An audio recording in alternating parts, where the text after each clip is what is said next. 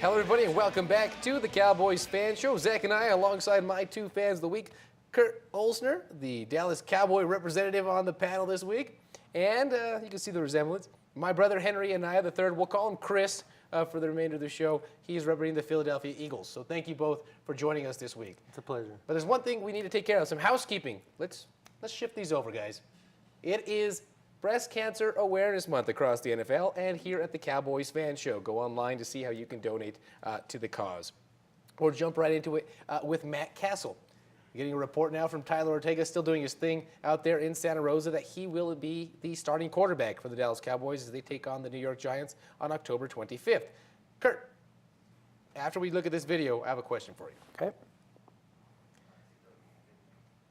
Matt Cassel came in for Tom Brady back in 2007. You could see Tom Brady just hyperextending that ACL, tearing it there early on in that game. I think it was the first play of the game, actually, there against the Chiefs.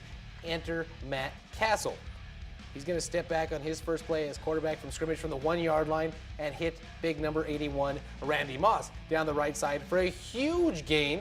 This was the year before the Patriots went on that tear of 18-1, but Matt Cassel was able to lead them to an 11-5 record and the playoffs. What's it going to take for Matt Cassel to have that kind of success for the Cowboys? Well, I think he needs to inspire the team, and I think, Whedon is not the only player that has been playing poorly. The Cowboys have been missing tackles, missing blocks, dropping balls, and I think that this is simply an attempt to inspire the team into believing that it can get a win. You know, this is one of the very few times that you'll see Jason Garrett go on in a press conference and not absolutely say, no, we're sticking with Whedon, or we're sticking with Romo, or we're sticking with Dez, or I'm not encouraging Jerry to sell the team. He's saying, we may look a different way and go with Cassel. So, I mean... And when Jason Garrett does that, it is a sign that he's opening up the door to making a change. So, personally, it surprises me. Of course, this at this point, I don't think this is confirmed. No,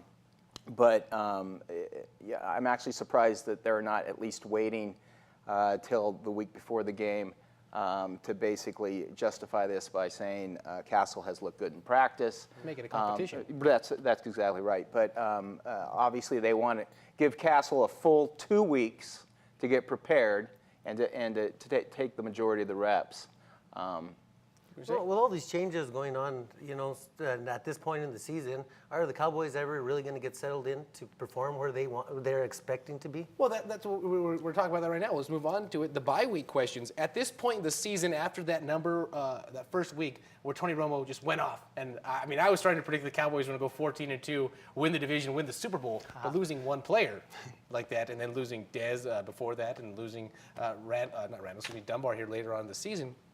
What kind of adjustments can you make? I mean, we see the injuries right now. We'll take a look at Dunbar's injury last week. It's just that snapping of the knee, just because it's good TV, really. You see it right here against the New Orleans Saints, that snap right there. And I think that completely personifies the entire Cowboy season. You think you're going to be running straight up the field and have a great run, and it just all falls off. Well, luckily, Jason Garrett often talks about a challenge, and that this is what the Cowboys have been given is a challenge. We are in October. We're going to get some players back. We're playing in a weak division.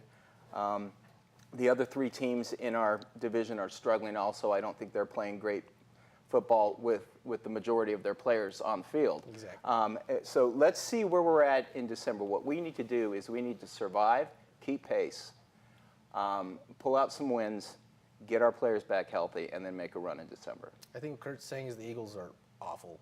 I'm just kidding, Chris. Completely have to disagree, but you guys were able to get past the New Orleans Saints handedly, 39-10, but your quarterback's not playing too well either. What's it going to take for Bradford to be yanked for Sanchez? Well, obviously, the 2 interceptions didn't help him. I think that a more mobilized quarterback behind us might open up a little bit more things for our offense as far as the Eagles. But we'll see where, like he says, we end up in December. There's a lot of football to be played. And who knows who could be hurt from here to next week. The Giants are playing the best football in this division right now. 3 wins in a row. But we talk about the injury bug. And it struck us here at the Cowboys Fan Show as well, ladies and gentlemen. Mr. Tyler Ortega. As you notice, he's not here with us this week. Last week, he's quoted as saying, "Let's make it through a week without an injury." Tyler got injured in week number 5. So we miss you, buddy. Tyler was involved in a car wreck. He's totally fine. When I sent him this meme, he said I'd laugh, but my bruised ribs would hurt too much. So, but he's watching out in Santa Rosa. Prayers go out to you, my good friend. We miss you.